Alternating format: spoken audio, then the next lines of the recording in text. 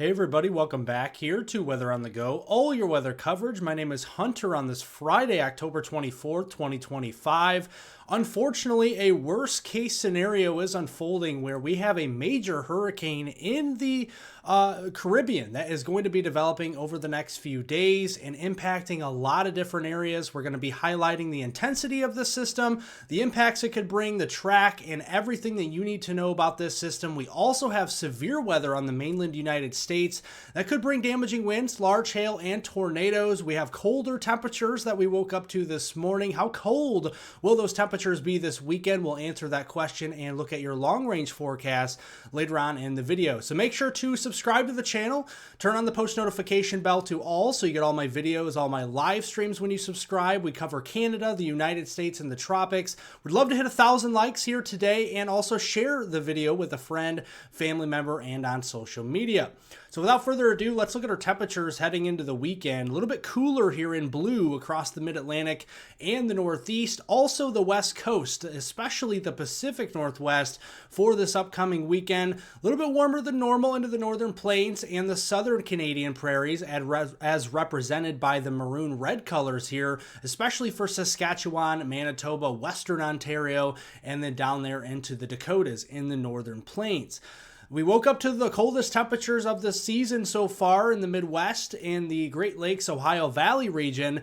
That is a giveaway to a cool afternoon as we have 40s and 50s up here across portions of Wisconsin, into northern Illinois, into Michigan, much of Indiana and Ohio, and then interior sections of the Northeast, down the Appalachians. Those temperatures are cool. Also cool temperatures in the 50s across Nebraska, into northern Kansas and western Missouri as well. And then the warmer air, even still record-breaking near the Rio Grande, Brownsville, Texas, into the upper 90s this afternoon. Heading into the weekend, we're going to see much of the same tomorrow. A lot of the areas that are cool today will remain cool as we go into your Saturday. And then Sunday will start to warm up a few degrees into the upper Midwest, near 60 degrees in places like Chicago, Madison, Wisconsin, and the Twin Cities there in Minneapolis, St. Paul. The Northeast will be pretty cool as we go into the weekend, both for Saturday and Sunday, into the 40s and the 50s for highs. Our low temperatures heading into Saturday morning, the errands to run early in the morning, going to be chilly. Frost freeze potential across Michigan into portions of Ohio and West Virginia, up into the Northeast.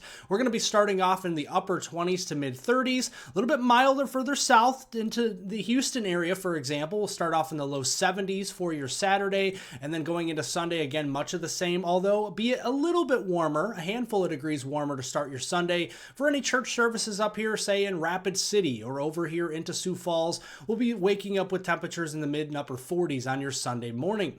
Let's look here at the severe weather risk. We did mention we have that for today, and it's a slight risk in yellow where scattered severe thunderstorms are possible. In the dark green, that is a marginal risk where isolated severe storms are possible there as well. Much of this is in west and central Texas, especially west of the I-35 corridor. Some of this extending up there into southwestern Oklahoma.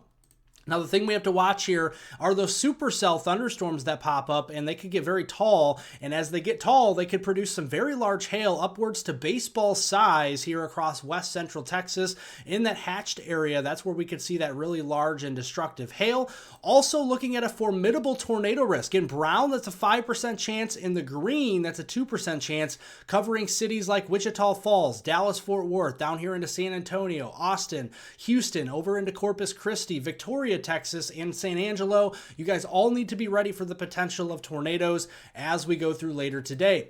As we go into Saturday tomorrow on October 25th, slight risk of severe weather. Again, where scattered severe thunderstorms will be possible. We'll shift a little bit further east into College Station, Tyler, over there in towards Houston and Victoria, Texas, Corpus Christi also included, and then into Louisiana, Baton Rouge, Lafayette, over there toward New Orleans. We're keeping a very close eye on you as we go into Saturday, especially because we have tornadoes possible near the Texas coast and into Louisiana as we go into Saturday afternoon and evening. Again, in the brown, that's a 5% chance. In the green, that's a 2% chance of tornadoes.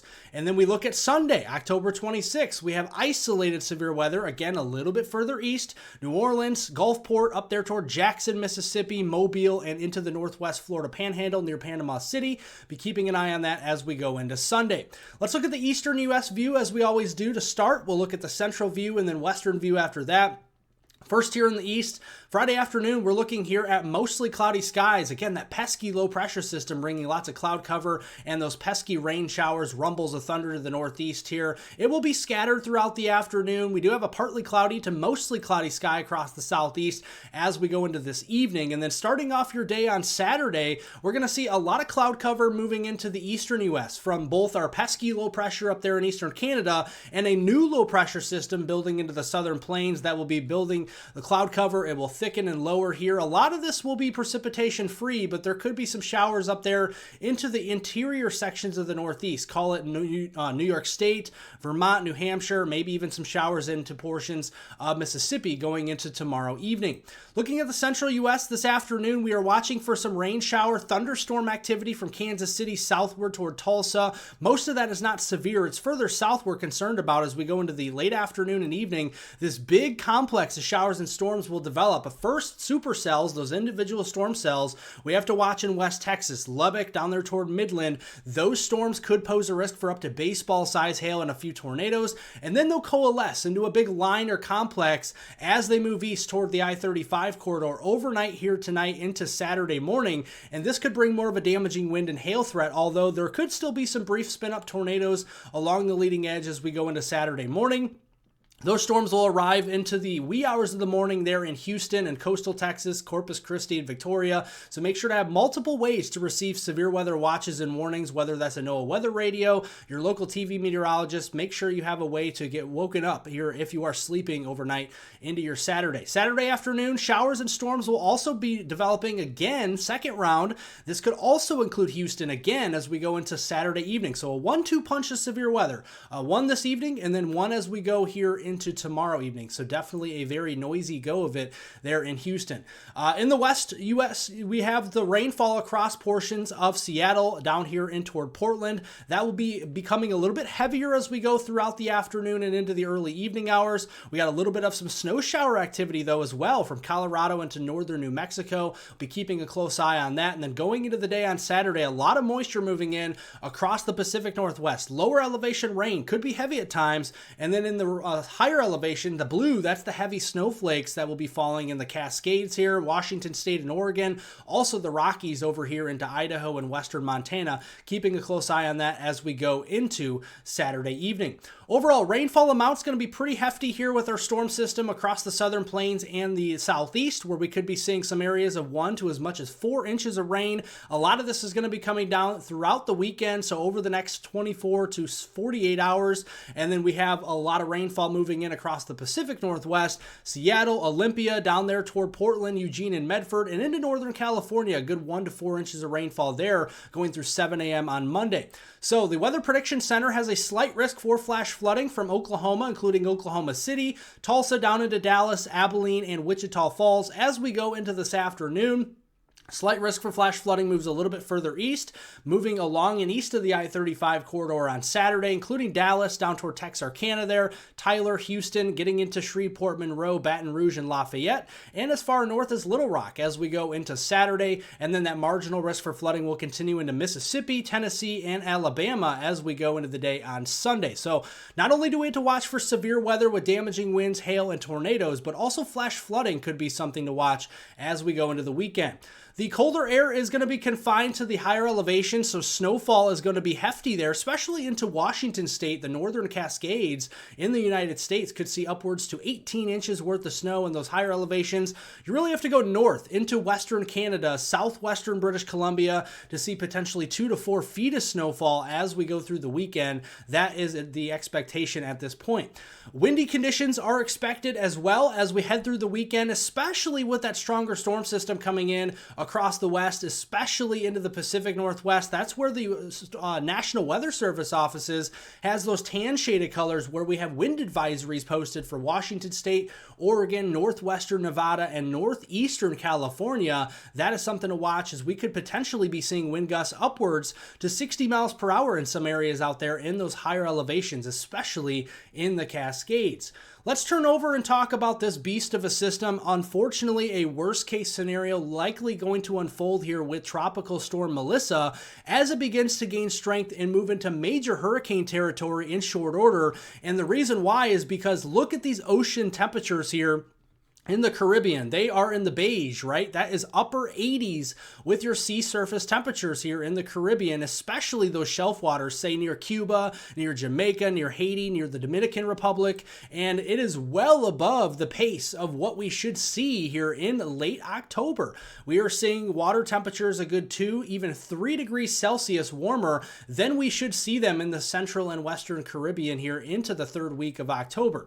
So what does that do? It directly impacts the intensity for this system. So Melissa is rapidly going to intensify to a Category 3 hurricane really within the next 48 hours heading into the weekend, and likely even getting into Category 4 strength, with a majority of the members getting up into potentially mid-grade Category 4 strength. Now we look at the track of the system. Ensemble guidance has it really sitting here, steering west very slowly near Jamaica, and then finally getting catapulted out into the western Atlantic. And the reason being for that, our high pressure building here on the backside of our low that's moving out of the Great Lakes into eastern Canada. This is a Canadian high pressure system, and it's going to be a strong one. Look at that, 1034. That is going to actually keep the Melissa, the low pressure here, actually sitting in the Caribbean because the high pressure is so strong. And you can see by the time we get in towards early next week, on say Tuesday, October 28th, another trough will be coming in across the east and southeast. That trough is going to act kind of like a boomerang to try and get this system into the western Atlantic, and that is the expectation once we get closer to Halloween. So unfortunately, a worst case scenario is unfolding here, and this is going to be dumping some very heavy rainfall. You can see Melissa is just going to be sitting here in the Caribbean all through the weekend, even into Monday, Tuesday next week, and then the members are starting to move into the western Atlantic once we get into late next week around this time. So about 7 days from now, and some of the members are getting pretty far west into say western or central Cuba. So the southern Florida Peninsula, while it is still possible, we could still see the system. I think it's more likely in the Bahamas, and you can see the GFS ensemble guidance is also keen on that as well. So the rainfall aspect of this is going to be a big deal as well, in addition to the winds, the storm surge, the beach erosion, whatever it may be. Looking at the European model, Jamaica is in the crosshairs here for up to 3 feet of rain, literally 36 inches there in Jamaica. And if you've ever had a vacation down in Jamaica, you know it's very mountainous down here. Mudslides would be likely in this scenario, and unfortunately, even a more worst case scenario, the GFS model would have 66 inches here in eastern portions of the island of Jamaica into eastern Cuba. So that would be a very bad situation. My thoughts and prayers go out to everybody down here affected by this storm, that is for sure. Let's turn over and talk about the Pacific side real quick. Not much to talk about here. This system has, yes, a likely 80% chance to develop, but it's not really going to be hitting any source of land of any consequence. So that is some good news. And you can see it's going to be moving into some cooler water very quickly. So if it does develop into a tropical depression or tropical storm, it is going to be very short in residence time as a tropical storm or depression, because those cool waters are going to rip it apart, and the shear in the western and the eastern and central Pacific will kind of rip it apart as well. Let's look at the long-range forecast before we get out of here. Looking at the eastern U.S. going into next week, Monday, October 27th through Halloween on Friday, October 31st, we got that trough here into southeastern United States. This is the key trough that will catapult Melissa away from the United States. Then we got a ridge building across the western United States. Cooler temperatures underneath that trough. I would imagine some cloud cover, some precipitation is probably going to play a big part in this across the east going into next week. A little bit milder with some return flow from the south into the middle of the country. And there we go. We got cloud cover, yes, above normal precipitation in the east in conjunction with that trough. So that will keep our temperatures below normal. Where it's drier is where it's going to be warmer, especially with the drought feedback in the middle of the country. I know a lot of the United States is in drought right now. And we look here at the individual model runs, the European model for next week during that 5-day period between Monday and Friday through Halloween. You can see pretty wet there in the east. So trick-or-treaters may need to watch the forecast from the northeast down into the eastern seaboard and then across portions of the southeast perhaps if the GFS is right. So we'll have to keep an eye on this. A little bit of uncertainty in the placement and the timing of this rainfall going into next week. Early November looks to be a warmer start in the west and central, cooler start in the east. That could be because a cold front moves south from Canada as we go into early November, especially the closer we get to Veterans Day, and that could give us some moisture prospects out ahead of it, but behind it, cool, dry air is expected to prevail across the central and eastern U.S., and another storm system coming in across the west will promise heavy rain and snow for portions of the Pacific Northwest, and perhaps this time maybe a little bit further south into the Sacramento Valley in that first week of November. We'll keep you updated on that. Again, our thoughts and prayers are to the folks down there in the Caribbean. Make sure to have your NOAA weather radio on and working if you live in the Southern Plains today. Texas, Louisiana, Oklahoma, tornadoes will be possible tonight and potentially going into the day on Saturday. So make sure to have multiple ways to receive severe weather watches and warnings. That is my advice to you. Thank you all for watching. Subscribe to the YouTube channel. We cover Canada,